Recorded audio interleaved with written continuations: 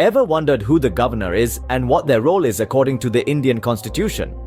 Well, the governor is a pivotal figure in the Indian political system, a bridge between the central government and the state government. They play a crucial role in maintaining the balance of power, ensuring the smooth functioning of the state machinery, and upholding the sanctity of the constitution. Understanding the governor's role, duties, and responsibilities is essential to grasp the intricacies of India's federal structure.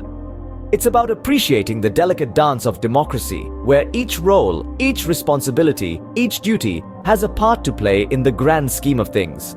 It's not just about a title or a position, but a commitment to serve the people, to ensure justice, liberty, equality, and to promote fraternity among all.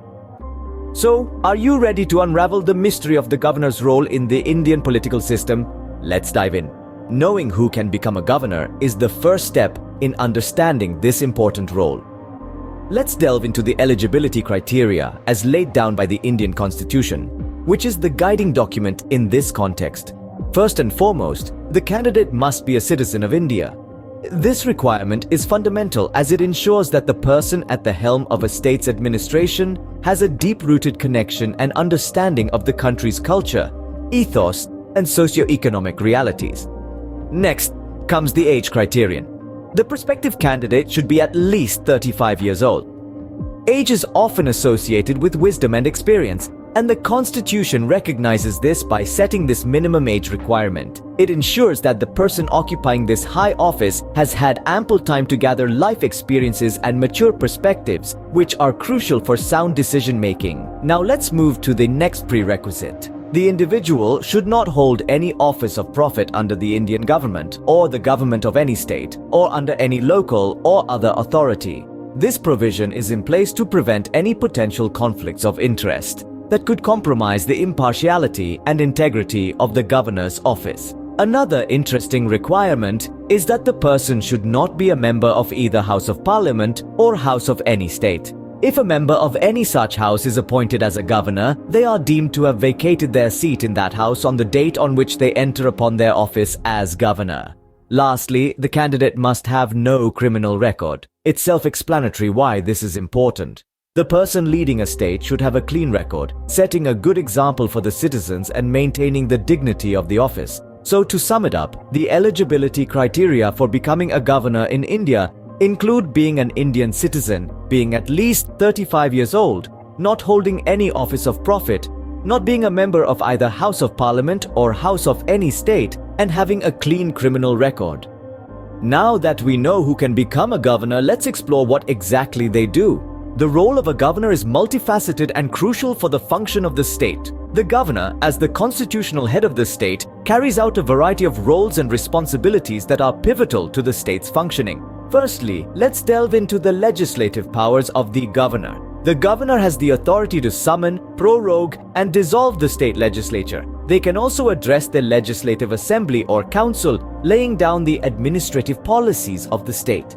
The governor is also required to give their assent to any bill passed by the state legislature before it becomes a law. Moving on to executive powers, the governor appoints the chief minister and other ministers of the state. They also appoint the Advocate General of the state and the members of the State Public Service Commission. They have the power to seek any information relating to the administration of the affairs of the state from the chief minister. Now, let's look at the discretionary powers. These are the powers that the governor can exercise at their own discretion, without the advice of the Council of Ministers. For instance, the governor can reserve a bill for the consideration of the president. They can also recommend the imposition of the president's rule in the state. In addition to these, the governor also has a few judicial powers. They have the right to grant pardons, reprieves, respites, or remission of punishment to persons convicted of offenses against laws relating to a matter to which the executive power of the state extends. Finally, the governor also plays an important role in matters of finance. They are responsible for the annual financial statement or the budget of the state. They can also make advances out of the contingency fund of the state to meet unforeseen expenditure. With so many responsibilities, it's clear that being a governor is no easy task. But how long does one serve in this position? The tenure of a governor is an important aspect of this role. So let's delve into the specifics. In the Indian Constitution, the tenure of a governor is clearly set out. Generally, a governor serves for a term of 5 years from the date on which he or she assumes office. However, this duration is not set in stone and it can vary under certain circumstances. Now, you might be wondering, what could these circumstances possibly be? Well, firstly, a governor's term can end prematurely if he or she resigns. The resignation must be submitted in writing to the President of India. Once the President accepts the resignation, the governor's term officially comes to an end. Secondly, a governor can be dismissed before the end of the term by the President. There is no need for the President to provide any reasons or grounds for the dismissal. This power is vested in the President by the Constitution as a check and balance on the governor's role. Thirdly, a governor's term might also end prematurely in case of death, inability to discharge functions, or if the President is satisfied that the governor should be removed because he or she has behaved in a manner unbecoming of the position. Additionally, let's not forget that a governor can be reappointed. Yes, indeed, the President has the power to reappoint a governor for another term at the end of the 5-year tenure. There is no limit to the number of times a person can serve as a governor. However, the reappointment is not automatic and is at the discretion of the President. It's also worth noting that a governor does not have a fixed retirement age, unlike other public servants. A governor can continue in office even after reaching the age of 75, provided the President sees fit. So, a governor serves for 5 years, but could be less or more depending on certain factors. Now, let's talk about what everyone's curious about: the remuneration. Being a governor comes with its perks, including a salary and various allowances. Let's delve into the world of these financial benefits and explore what it means to be a governor from a monetary perspective. First off, the salary of a governor, as per the Indian Constitution, is currently pegged at 3,50,000 rupees per month. But that's not where the buck stops. The governor also receives a variety of allowances and perks, which significantly add to their remuneration package.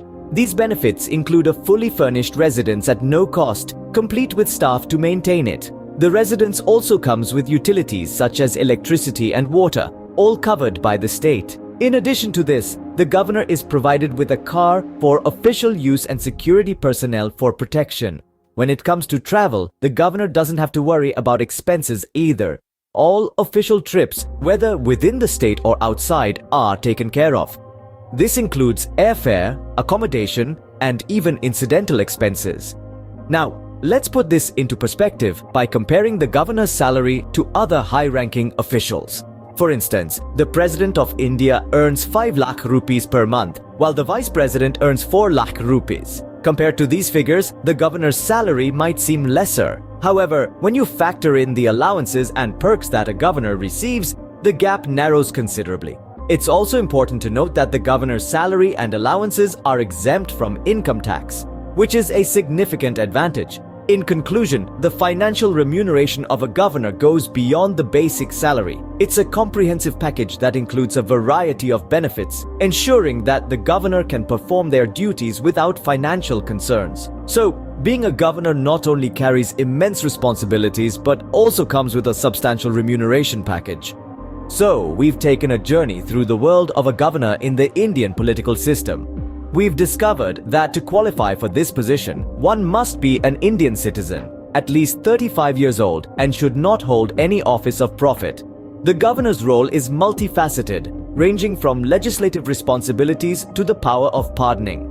They act as the constitutional head of state, maintaining the balance of power and ensuring the smooth functioning of the government. We established that the governor's tenure lasts for 5 years, but it isn't fixed and can be terminated by the president. On the financial front, a governor receives a monthly salary and other allowances as per the Indian Constitution. Now, you have a comprehensive understanding of the governor's role in the Indian political system, which should help you appreciate the complexity and importance of this position. Thanks for watching. Do like, share and subscribe.